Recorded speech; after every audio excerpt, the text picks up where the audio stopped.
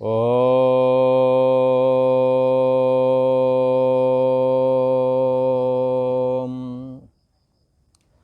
ॐ अखण्डमण्डलाकारं व्याप्तं येन चराचरं तत्पदं दर्शितं येन तस्मै श्रीगुरवे नमः। योगेश्वर श्री कृष्ण भगवान की जय। ऐं सरस्वत्यै नमः। ओम शांति शांति शांति। पूर्व का प्रसंग चल रहा है गुणत्रय विभाग योग का, जिसके अंतर्गत ये बात बताई गई किस प्रकार ये प्रकृति के गुण इस अविनाशी जीवात्मा को बांध लेते हैं, और बांधना भी इनका क्या, जैसे एक जगह एक प्रसंग या एक जगह एक प्रसंग घटना घटित हुई थी कोई, तो उसका वर्णन करता हूँ।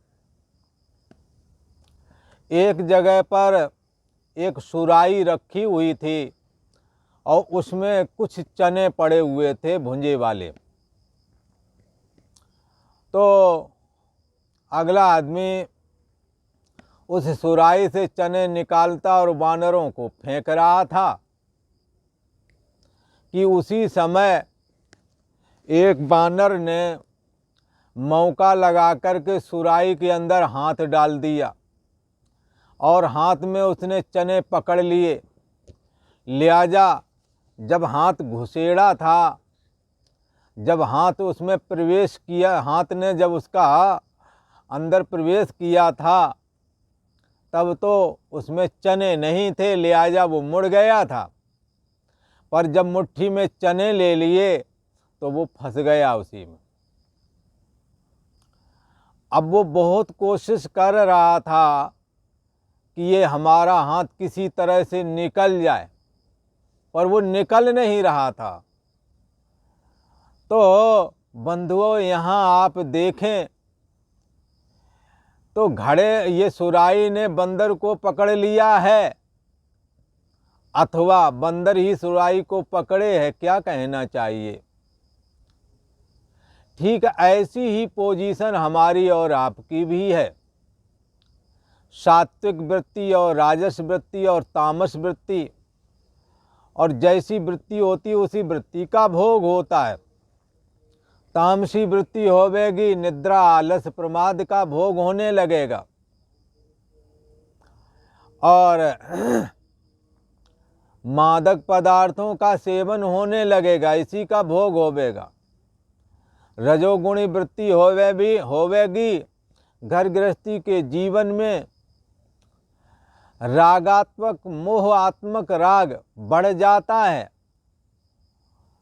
दिन रात करने का जी करता है, अधिक से अधिक ये कर लूँ वो कर लूँ, पर क्रिया का अंत नहीं आता।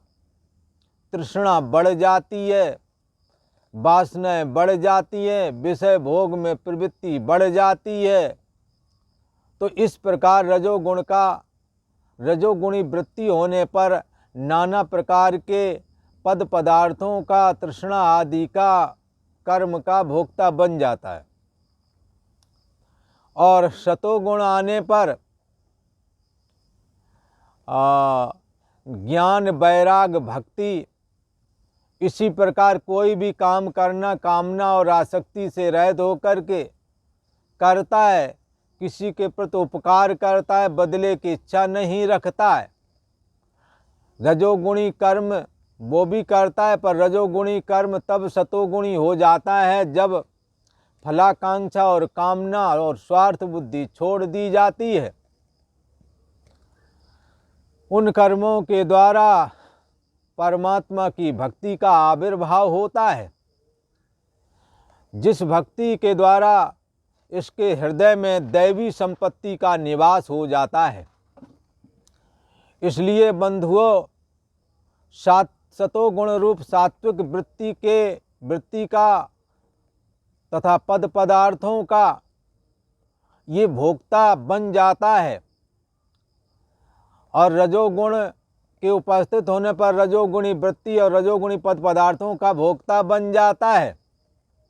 तमोगुणी वृत्ति होने पर निद्रा, प्रमाद, आलस आदि तथा तमोगुणी पदार्थों का भोक्ता बन जाता है। सत्वम रजस्तमः इति गुणः प्रकृति संभवा। ये सब तीनों गुण प्रकृति से ही उत्पन्न होते हैं। प्रकृति का ही अत्यंत सूक्ष्म विघटित रूप ये मन है, लिहाजा मन में भी ये तीनों गुण रहते हैं। पर मन में प्रतिबिंबित होने वाला जो अंतर्यामी आत्मा है, जब मन से तादात्म्य होता है, तादात्म्य कर लेता है, तो महान आत्मा होता हुआ भी, सच्चिदानंद ब्रह्म होता हुआ भी होके अविनाशी भी है ये, पर जीव भाव को प्राप्त हो जाता है, परिच्छिन्न व्यक्तित्वपना को प्राप्त हो जाता है, और देहाभिमान के द्वारा एक दायरे में बांध लिया जाता है। कहा है, निबध्नन्ति महाबाहो देहे देहिन मव्यहम। हे महाबाहो और अर्जुन, इस अविनाशी जीवात्मा को ये तीनों गुण शरीर में बांध लेते हैं, और सतोगुणी, रजोगुणी और तमोगुणी वृत्ति का तथा उनके पद पदार्थों का ये भोक्ता भी बन जाता है। तो क्या है कि ये सतोगुण और रजोगुण ये कैसे बांधते हैं? तो ऐसे ही बांधते हैं जैसे चने से भरी हुई सुराही के अंदर जब बानर हाथ डालता तब तो खाली होता है उसका हाथ, पर ज्यों ही वो वहाँ के अंदर के चने पकड़ करके हाथ निकालना चाहता है, हाथ नहीं निकलता। ये अंतर्यामी आत्मा का भी ऐसा ही हाल है। जब तक ये असंग रहता है, जोड़ता नहीं, सतोगुणी वृत्ति का भोक्ता नहीं बनता, सतोगुणी पद पदार्थों का भोक्ता नहीं बनता, करता है, फल की इच्छा नहीं रखता, नहीं बंधेगा। करता है, यज्ञ दान तप आदि संपादन करता है, व्रत उपवास करता है, भक्ति करता है, पर जाय न चाही कबहू कछु, प्रभु सन सहज सने। ईश्वर से सहज में ही प्रेम करता है, नहीं बंधता है वो सतोगुण के द्वारा। वो अविनाशी जीवात्मा जीव भाव को नहीं प्राप्त होता है जो इन गुणों से तादात्म्यत नहीं होता। इसी प्रकार रजो रागात्मक बुद्धि, रजोगुण मोह रूप राग को बढ़ाता है। स्वार्थ से प्रेरित होकर के सारे कार्य किए जाते हैं। कामना और फलाकांक्षा इसका पीछा नहीं छोड़ती। ऐसे कर्म रजोगुणी हो जाते हैं। इन कर्मों को जो प्राथमिकता देता है वो रजोगुण के द्वारा, ऐसी अविनाशी आत्मा जहाँ रजोगुण को प्राथमिकता देकर उससे तादात्म्यत हो जाती है, तो रजोगुण के द्वारा बांध ली जाती है। और जब यही जीवात्मा तमोगुण से प्रेरित जो तमोगुणी वृत्ति है, इससे जब संबंध स्थापित कर लेती, तादात्म्यत होती है, तो ही मादक पदार्थों का सेवन, निद्रा, प्रमाद, आलस में प्रवृत्त हो जाता है, इनों का भोक्ता बन जाता है। ऐसा कहा, इसलिए ये भोक्ता, ये गुणों ने कोई अंतर्यामी आत्मा को पकड़ा नहीं है, जैसे सुराही ने बंदर के हाथ को पकड़ा नहीं है। बंदर स्वयं ही उसके चने पकड़ रखा है, जिसकी वजह से उसका हाथ सुराही के अंदर से निकल नहीं रहा। यहाँ बानर की जगह जीवात्मा है और गुणों की जगह चने हैं। इन गुणों के सतोगुण, रजोगुण और तमोगुणी की वृत्ति तथा पद पदार्थों का अंदर हृदय में चाहना रखना, इनके लिए आग्रह बुद्धि रखना, इन्हों के द्वारा तभी बांध लिया जाता है जब इसके हृदय में ऐसा आता है कि मैं, हमारे को अमुक चीज़ चाहिए और ज़रूर चाहिए, हमें ऐसा ही काम करना है, हमें इस कर्म का ये फल चाहिए, उसी समय बांध लिया जाता है। तो ये विषय रूपी चने जब हाथ में लेते हैं तो गुण रूपी सतोगुण, रजोगुण, तमोगुण रूपी जो ये सुराही है उसके मुंह में ये हाथ अटक जाता है, बंध जाता है। अविनाशी जीवात्मा को ये तीनों गुण निबधनंती, बांध लेते हैं, ऐसा भगवान श्री कृष्ण ने कहा। और पर एक बात बहुत अच्छी भगवान ने बताई, जब उपनिषद शास्त्र का स्वाध्याय प्राप्त हो, श्रोतव्यो प्राप्त हो, परम श्रेष्ठ ये जो भागवत है, ये जब सुनने को प्राप्त हो तत्वज्ञानी महापुरुषों के द्वारा, केवल गाना बजाना करके समय पास नहीं करना। भागवत क्या बोल रही है, हर एक अध्याय में भगवान श्री कृष्ण के अंतर्यामी स्वरूप का निरूपण किया गया है, सब जो कि सबकी बुद्धि देश का साक्षी है, जो सबको सत्ता प्रदान कर रहा है। ऐसी चैतन्य सत्ता जो है वही भगवान श्री कृष्ण का निज स्वरूप है। उसका जब श्रोतव्यो मंतव्यो निदिध्यास्तव्या किया जाता है तब क्या होता है, ये गुणों से असंग हो जाता है। तब क्या देखता है, नान्यम गुणेभ्या कर्तारम यदा दृष्टानुपश्यति।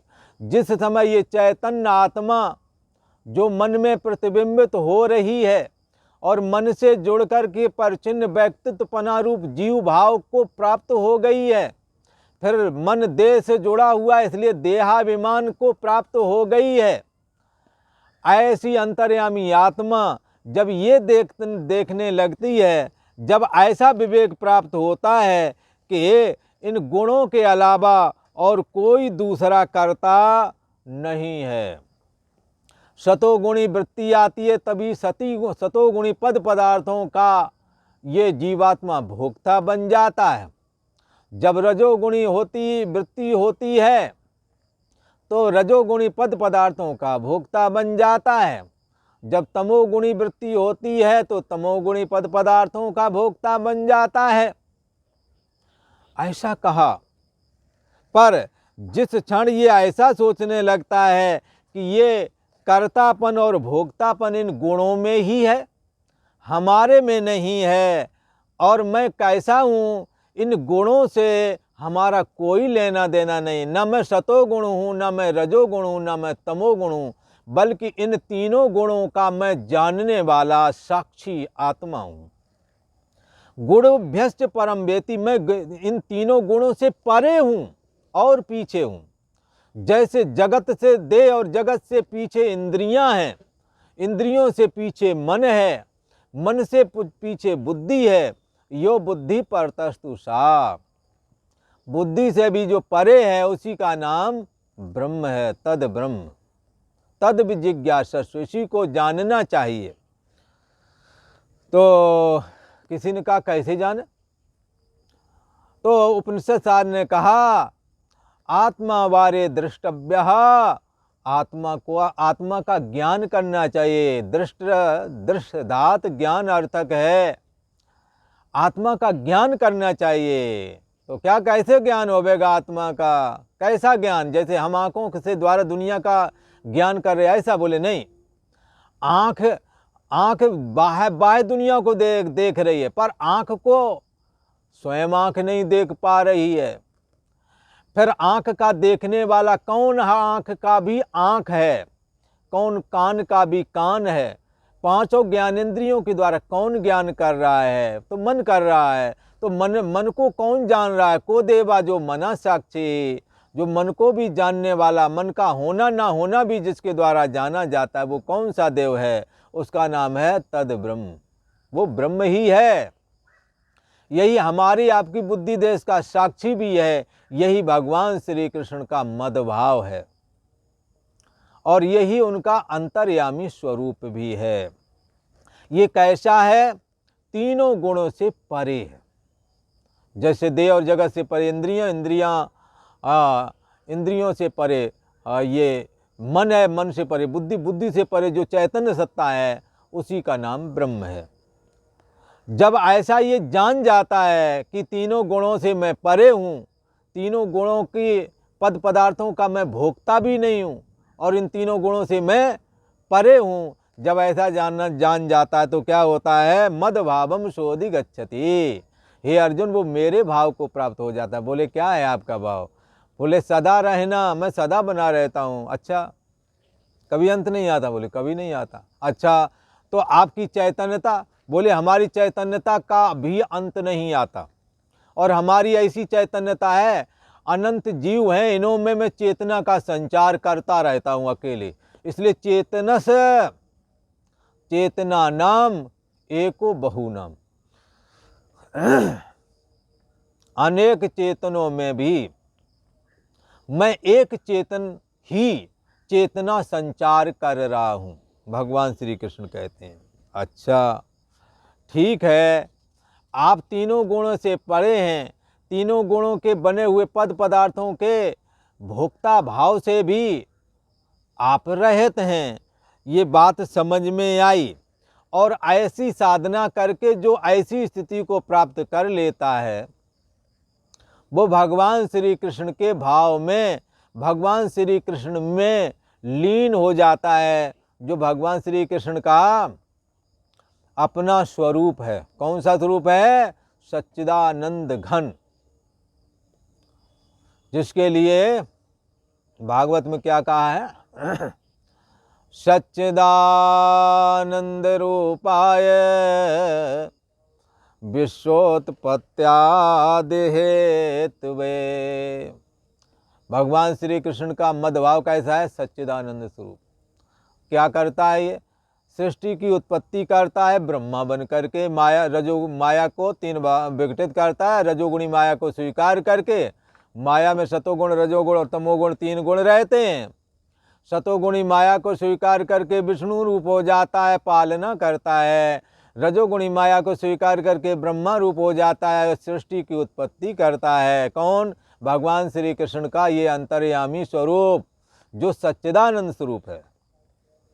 तमोगुणी माया को स्वीकार करके भगवान शंकर बन करके सारी सृष्टि का संहार भी करने में ये लग जाता है। कौन?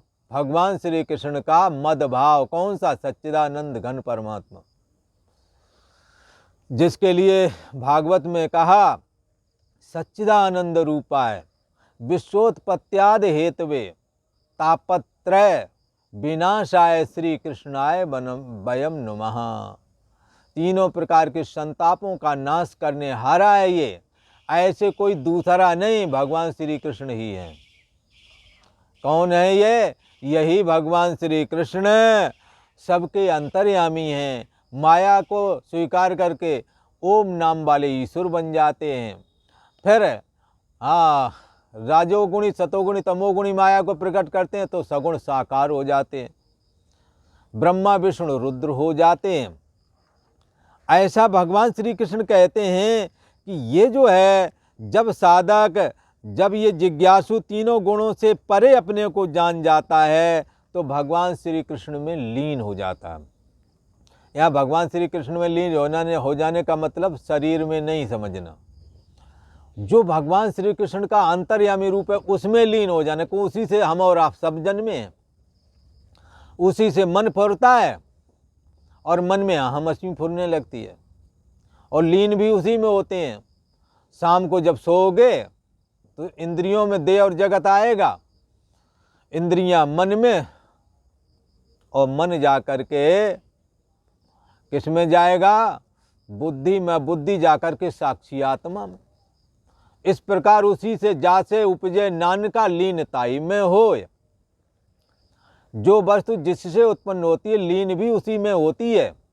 परम ब्रह्म परमात्मा जो सच्चिदानंद स्वरूप भगवान श्री कृष्ण हैं, इनसे ही सारी सृष्टि उत्पत्ति हुई है, इन्हीं में स्थित है, इन्हीं में लीन हो जाती है।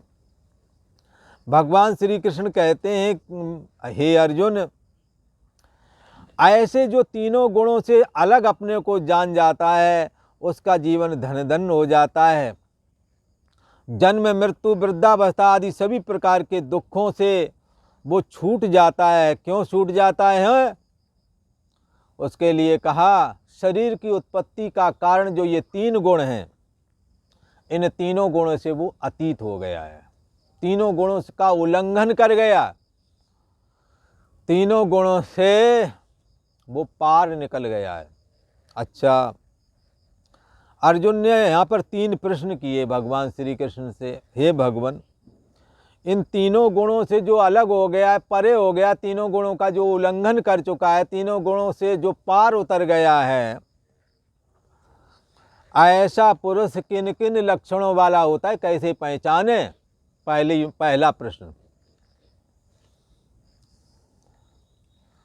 और दूसरा प्रश्न है कि महचारा, किस प्रकार के आचरण वाला वो होता है? ऐसा पुरुष क्या करता है, कैसा कैसा आचरण करता है? अच्छा, किमाचारा भवति, उसका आचरण कैसा होता है? प्रभो कथम एतान 3 गुणान अतिवर्तते, ये महापुरुष ने कौन सा उपाय किया है कि ये तीनों गुण से परे चला गया है? कोटि कोटि मुनि जतन कराई और अंत राम कहे आवत नहीं। राम कहना कठिन है। हाँ, राम कौन है? राम सच्चिदानंद दिनेशा, नहीं तामो निशा लवलेशा। ये सच्चिदानंद स्वरूप जो अंतर्यामी रूप है भगवान श्री कृष्ण का, यही भगवान राम का है, यही भगवान सदाशिव का है। ये सब में एक ही है, यही दुर्गा में है, यही गायत्री में है, यही गणेश जी में है, यही सूर्य में है। इसीलिए सनातन धर्मावलंबी सभी लोग कोई भी चर्चा करेंगे तो क्या बोलेंगे? सच्चिदानंद भगवान की जय। ये सच्चिदानंद भगवान ही सब में समाया हुआ है, स्थावर जंगम स्त्री पुरुष सब में यही समाया हुआ है। भगवान श्री कृष्ण कहते हैं इन तीनों गुणों से जो परे हो जाता है वो इस सच्चिदानंद स्वरूप मेरा जो ये भाव है उसको ये साधक प्राप्त कर लेता है। पर इसने ये साधक कौन सा उपाय करते हैं कि हे भगवान, आपका सत्ता मात्र स्वरूप, चेतन मात्र स्वरूप, प्रियता रूप आनंद मात्र स्वरूप, उसको ये प्राप्त कर लेता है। कौन सी साधना करता है महाराज बताओ? श्री भगवान उवाच, अब भगवान कह रहे हैं, ये 14वें अध्याय का 22वां श्लोक है। क्या कह रहे हैं? प्रकाशम चा प्रवृत्तिम चा मोहमेव च पांडवा न द्वेष्टि संप्रवत्तानि न निवृत्तानि कांक्षति। बड़ा बढ़िया उपाय बताया है कि कैसे उस अंतर्यामी भगवान श्री कृष्ण के स्वरूप को प्राप्त मैं होऊंगा, कि जो कि हमारी बुद्धि देश का साक्षी भी है, हमारे अंदर ही समाया हुआ है। हमें उस परमात्मा को तपस्या के द्वारा बनाना नहीं है, हमें तो केवल खोज करना है। इसलिए बुद्ध के लिए बोलते हैं कि बुद्ध ने घरबार छोड़ा। बोले क्यों? बोले इसलिए छोड़ा, सत्य की खोज करना है। तो यहाँ सत्य स्वरूप अंतर्यामी आत्मा आपके अंदर विद्यमान है। ये सच्चिदानंद स्वरूप परमात्मा आपकी बुद्धि देश का साक्षी है, आप में ही समाया हुआ है। और ऐसे ही समाया हुआ है जैसे फूल के साथ खुशबू समाई होती है, ऐसे ही समाया हुआ है जैसे रोड पे चलने वाली गाड़ी वाले दर्पण में सैकड़ों गाड़ियां दर्पण में समाई हुई होती हैं, पर दर्पण में एक भी गाड़ी नहीं होती, कम से कम दसियों गाड़ियां नजर आ जाती हैं दर्पण में। और दर्पण कितना बड़ा है? जितना बड़ा मोबाइल। इतने बड़े दर्पण में ये दिख रहा है। यही विद जग हरि आश्रित रहाई। ऐसे ही परम ब्रह्म परमात्मा श्री कृष्ण का जो अंतर्यामी स्वरूप सच्चिदानंद ब्रह्म है, इसमें देह और जगत भाषित हुआ है। उसी प्रकार से इसमें सतोगुणी रजोगुणी और तमोगुणी वृत्ति और सतोगुणी रजोगुणी और तमोगुणी पद पदार्थ दिख रहे हैं। यद्यप मृषा, यद्यपि ये झूठे हैं, सच्चे अर्थों में ये नहीं है, क्योंकि माया के बनाए हुए, माया स्वयं अपने आप में नहीं अस्तित्व रखती, तो उसके कार्य रूप सतोगुणी रजोगुणी पद पदार्थ तमोगुणी पद पदार्थ ये अपना वजूद कैसे रखेंगे? तो भी इसलिए तुलसी बाबा ने तो कहा, जदप मृषा जड़ चेतन गांठ पर गई। यही गांठ है बंधुओं, जड़ चेतन है, जड़ और चेतन की गांठ लग गई है। चेतन है अंतर्यामी आत्मा और जड़ है सतोगुण रजोगुण तमोगुण। माया जड़ मानी गई, परमात्मा चेतन माना गया। परमात्मा की चेतनता की वजह से माया भी चैतन्य हो जाती है और देह और जगत बना डालती है, और देह जगत जो बनाते उसको चेतन बनाती है, जड़ नहीं बनाती। पर जब इनमें से मन निकल जाता है तो ये जड़ हो जाते हैं। जैसे हमारा आपका शरीर चेतन है अभी, पर सोने के समय जब मन लीन हो जाता है तो ये जड़ हो जाता है। इसलिए तुलसी बाबा ने कहा, उस परमात्मा को हमें समझना चाहिए। किस परमात्मा को? राम सच्चिदानंद दिनेशा। ये राम जो है ना, सच्चिदानंद ब्रह्म हैं, इनको पहचानना चाहिए। बोले क्यों? इन्हीं की सत्ता से ये सत्तावान होकर के जगत सत्य दिख रहा है। इसलिए कहा, जासु सत्यता से जड़ माया, देह और जगत बनाने वाली माया और देह और जगत। जासु सत्यता से जड़ माया, भास सत्य एवं मोह सहाया। ये सत्य नहीं होते हुए भी सत्य जैसे होकर के दिखने लगे। किसकी वजह से? जड़ चेतने गांठ लग गई है। जड़ माया जो त्रिगुणात्मक है, जिसकी अभिव्यक्ति हमारे आपके अंदर मन के रूप में हो रही है, इन त्रिगुणात्मक वृत्ति का जो समष्टि ये मन है, इसके साथ जो मन का साक्षी, मन में प्रतिबिंबित होने वाला आत्मा या मन के साथ संसर्ग को प्राप्त हुआ आत्मा, इनमें गांठ लग गई है। बोले क्या गांठ लग गई है? उसकी चैतन्यता उसमें चली गई और मन में चैतन्यता आ गई और मन की जड़ता आत्मा की ओर चली गई। इसलिए आत्मा नहीं भाषित हो रहा है, मन भाषित हो रहा है, इंद्रियां भाषित हो रही हैं, देह और जगत भाषित हो रहा है, पर जिसके द्वारा जिससे ये भाषित हो रही वो चीज दिखाई नहीं रही। इसलिए पूर्व के श्लोक में कहा, ना असतो विद्यते भावो ना अभावो विद्यते सता।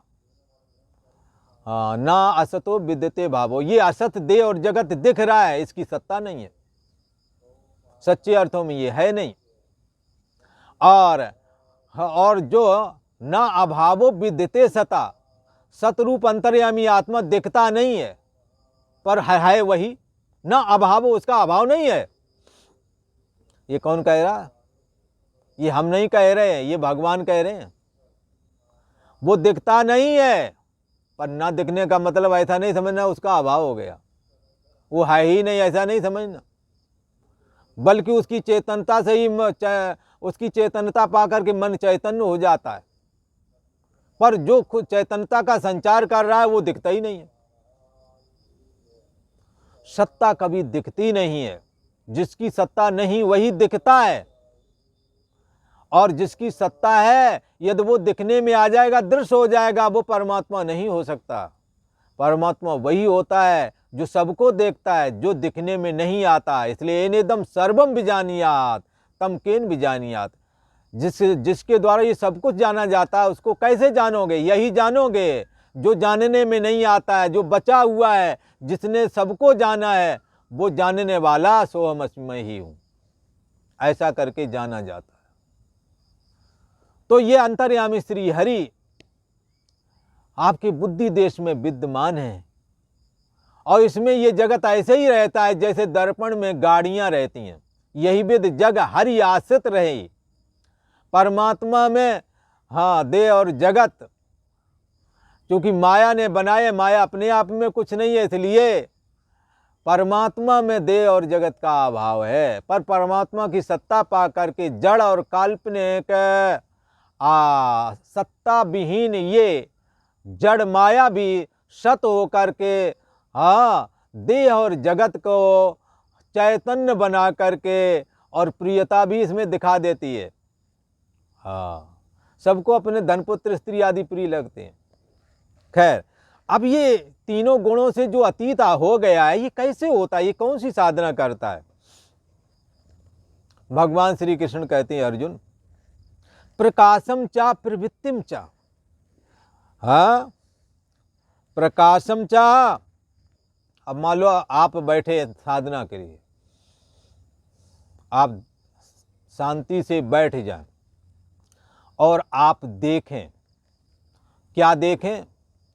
अंदर देखें, इसमें जानने वाला कौन है और जानने में कौन आ रहा है। शरीर में शांति से बैठ जाओ। थोड़ी देर के बाद शरीर स्तंभित होगा।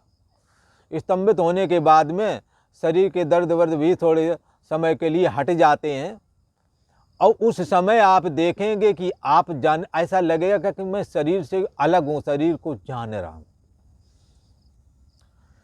थोड़ा और मेहनत करें, मन दिखने लगेगा। मन कहते हैं मैं हूं, जो अभी लगता है मैं हूं, ये मैं हूं। इस मैं हूं में भी सतोगुणी जब स्थिति अगर होवेगी तो आपको ज्ञान वैराग्य की कल्पनाएं उठेंगी। रजोगुणी वृत्ति होवेगी तो आपको धनपुत्र स्त्री आदि की याद आएगी।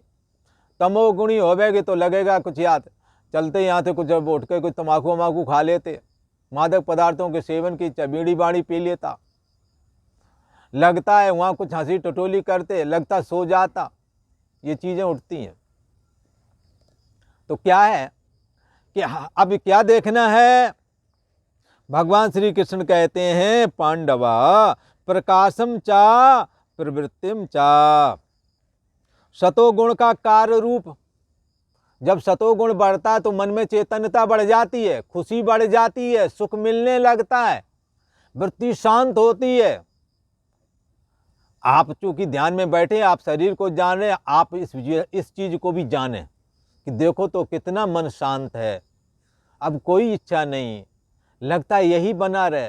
पर ये बंधुओं, यहाँ डर, ये सतोगुणी स्थिति है।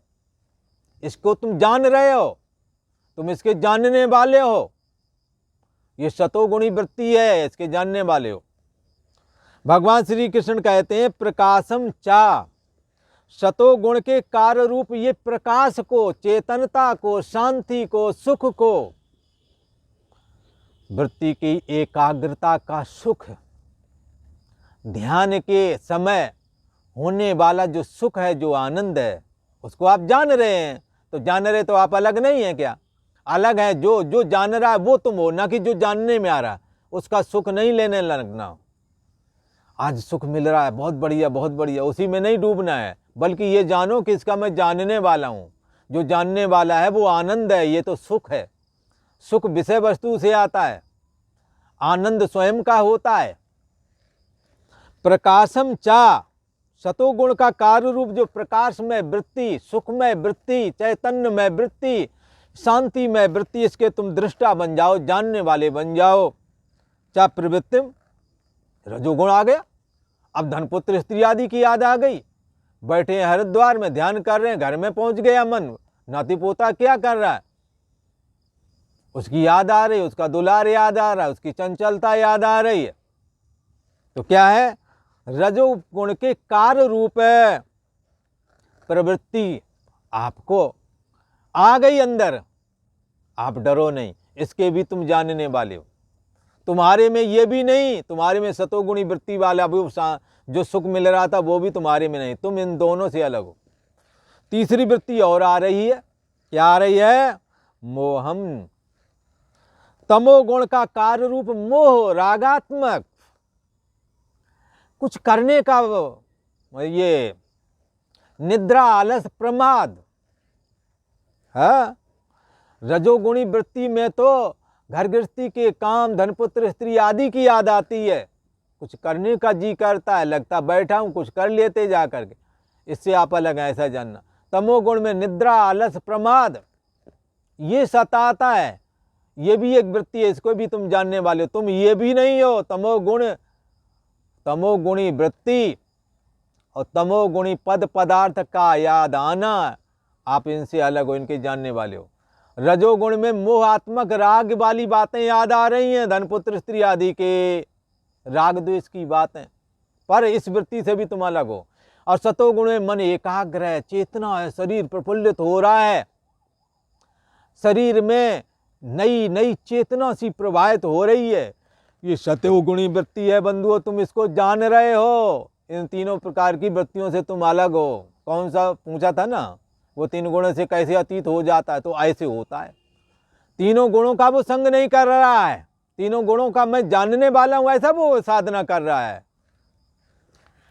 तो कहते हैं कि अर्जुन सतोगुण का कार्य रूप प्रकाश को अर्थात चेतना और सुख को, रजोगुण का कार्य रूप मोहात्मक प्रवृत्ति, राग द्वेषात्मक प्रवृत्ति, काम क्रोध आदि की प्रवृत्ति, इससे भी वो अपने को इससे भी नहीं जोड़ता। और तमोगुण में निद्रा, आलस, प्रमाद आदि की वृत्ति से भी वो अलग हो जा रहा है।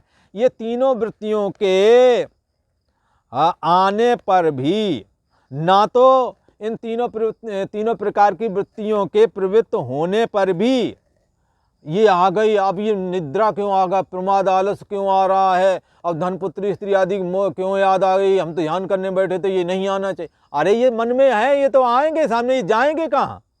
तो मन को एकाग्र कर रहे हो तो मन में जो वृत्ति है वो नहीं आएगी क्या। इसी प्रकार कभी सतोगुण भी आएगा, मन लगेगा, चेतना बढ़ जाए, वह चेतना सारे शरीर में फैल जाएगी, सुखाकार वृत्ति बनेगी, ऊर्जा से भर जाओगे, लगता है बहुत कुछ पा गया हूं, आज ध्यान लग गया है।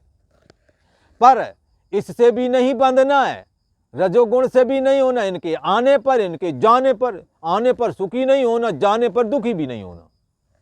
ये कह रहे हैं ये तीनों प्रकार की वृत्तियां, हाँ, इनके प्रवृत्त होने पर, हाँ, इनके आ जाने पर ये क्यों आ गई, तो द्वेष नहीं करना, जानते रहो। ये जानने वाला निरपेक्ष है, निर्दोष और सम है। आप जब द्वेष करने लगते हैं तो वो विषम हो जाता है उधर, इसलिए द्वेष नहीं करना। आ गई आ जाने दो, जानते भर रहो। अगर तुम द्वेष करने लगे क्यों आई, तो इसका मतलब जुड़ गए जा करके, हमने जोड़ना नहीं।